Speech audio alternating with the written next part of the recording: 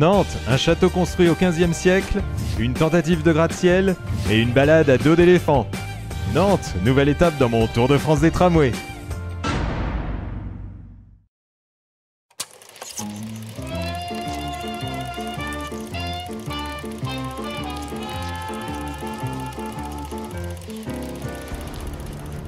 Plus d'un demi-siècle sépare ces deux tramways. En 1984, Nantes fut la première ville française à parier sur le retour du tramway moderne. Alors 30 ans après son inauguration, il était temps que je vienne prendre le pouls du plus ancien des nouveaux réseaux français.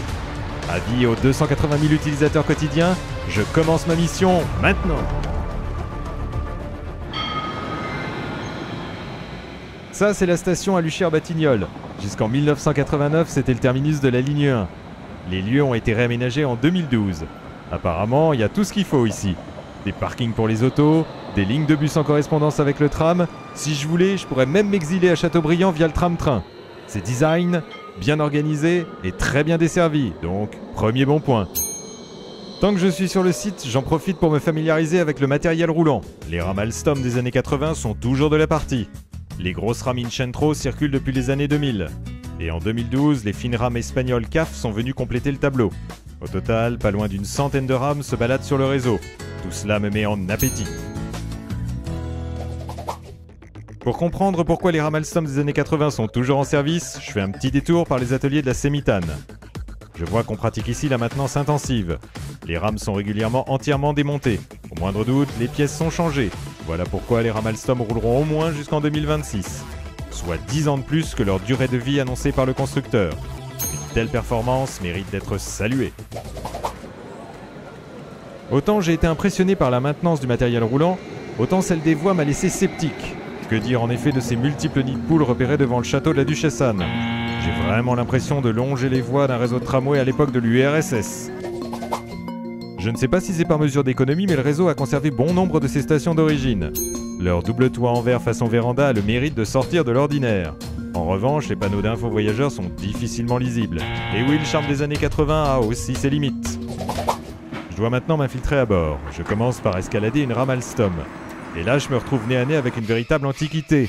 Cela faisait bien 25 ans que je n'avais pas utilisé un composteur mécanique. Passé l'euphorie de l'utilisation d'une pièce de musée, j'essaye de déchiffrer l'horodatage pour trouver l'heure de validation. Mission impossible. Un comble, d'autant que ces composteurs de musée sévissent dans toutes les rames, y compris les plus récentes. Autre point faible, l'info voyageur. À l'heure de la géolocalisation en temps réel, ce bandeau déroulant fait pâle figure. Côté confort, les rames Alstom ont les sièges les plus ergonomiques et confortables. Dans les rames les plus récentes, je devrais me contenter d'un confort dur à angle droit. Et pour finir, petite visite de courtoisie à la vénérable motrice Gemont. Une cure de jouvence lui a rendu tout son lustre des années 30. Mention spéciale pour une innovation d'époque, le dossier réversible. Ceux qui aiment voyager dans le sens de la marche apprécieront. Je m'apprête maintenant à tester la 4e ligne de tramway. Place du Maréchal Foch, mauvaise surprise. Je suis au terminus et aucune trace de rail ici. Pourtant, sur le plan, la ligne 4 est indiquée comme les 3 autres lignes de tramway. Eh bien, la vérité la voici. Un bus à haut niveau de service pompeusement baptisé Busway. Tromperie sur la marchandise, donc. Une ligne de bus articulée n'a rien à voir avec un tramway. La circulation en site propre d'une vingtaine de bus de 18 mètres de long n'y changera rien.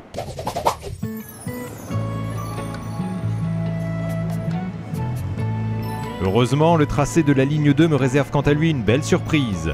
Entre les stations Motte-Rouge et 50 otages, son parcours épouse celui de l'Erdre. Mention spéciale donc pour cette petite balade au fil de l'eau, les pieds au sec et avec vue imprenable sur l'île de Versailles.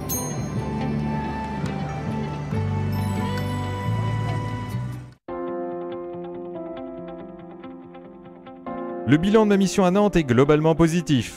Le réseau de tramway est performant et a su s'adapter aux nouveaux modes de mobilité. Cependant, certains équipements mériteraient d'être modernisés. Enfin, j'avoue que j'ai du mal à saisir les futurs développements du réseau. Par exemple, j'espère que le busway ne sera pas la solution de facilité retenue pour la ligne 5. Au moment de prendre le large, je ne peux que souhaiter bon vent au tramway nantais. Puisse une petite brise se lever pour mettre enfin le cap sur l'avenir.